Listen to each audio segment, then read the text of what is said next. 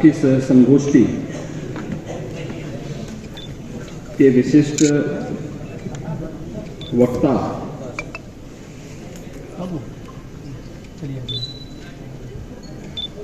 अयोध्या धाम से पधारे आध्यात्मिक और दार्शनिक विचारक आचार्य मिथिलेश नंदनी शरण जी महाराज,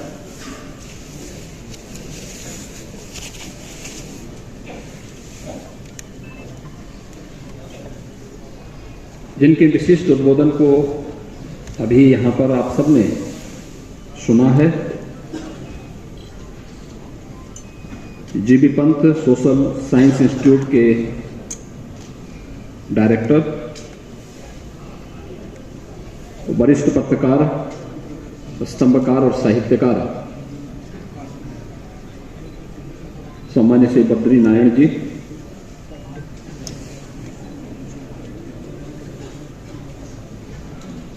दैनिक जागरण के स्थानीय संपादक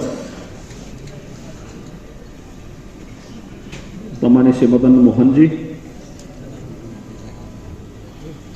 राष्ट्रीय सहारा के स्थानीय संपादक श्री दित्य भानुडे जी, दैनिक हिंदुस्तान के स्थानीय संपादक श्री राकेश पाल जी, पत्रकार समिति गोरखपुर के अध्यक्ष श्री अरविंद राय जी, उपस्थिति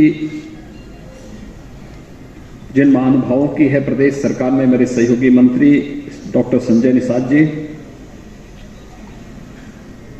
भारतीय जनता पार्टी के क्षेत्रीय अध्यक्ष और विधान परिषद के सदस्य डॉक्टर धर्मेंद्र सिंह जी, प्रतिनिधिगण और उपस्थित भाइयों बहनों,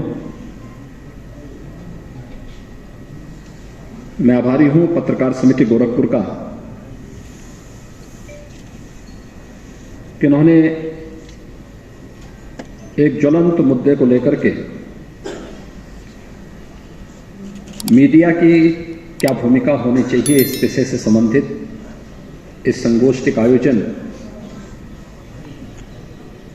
भगवान सूर्य के उत्तरायण में जाने के तत्काल बाद आयोजित किया है।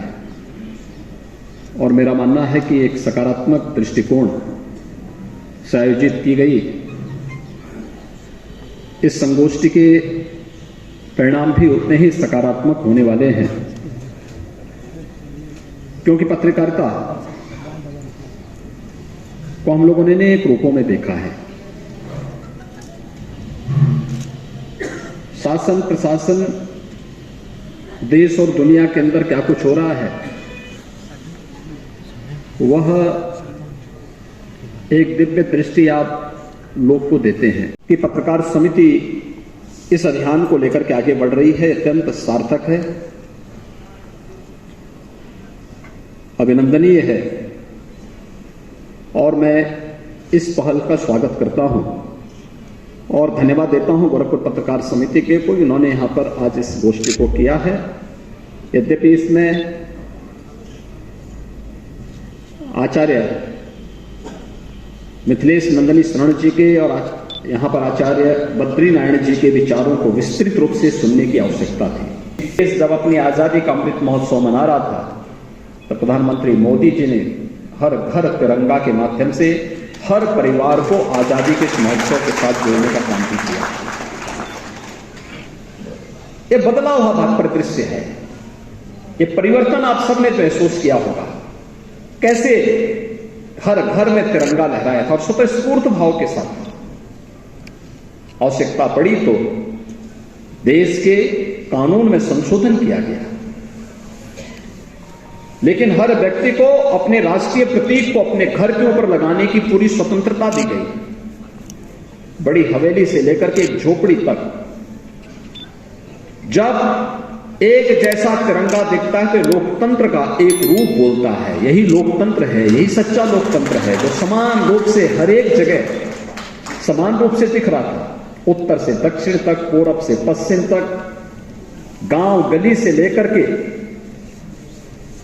दिल्ली के संसद भवन और राष्ट्रपति भवन के गलियारों में और झोपड़ी से लेकर के राजप्रासादों तक ये तिरंगा लहराता हुआ दिखाई दे रहा था। तो वह एक भारत श्रेष्ठ भारत की परिकल्पना को साकार कर रहा था।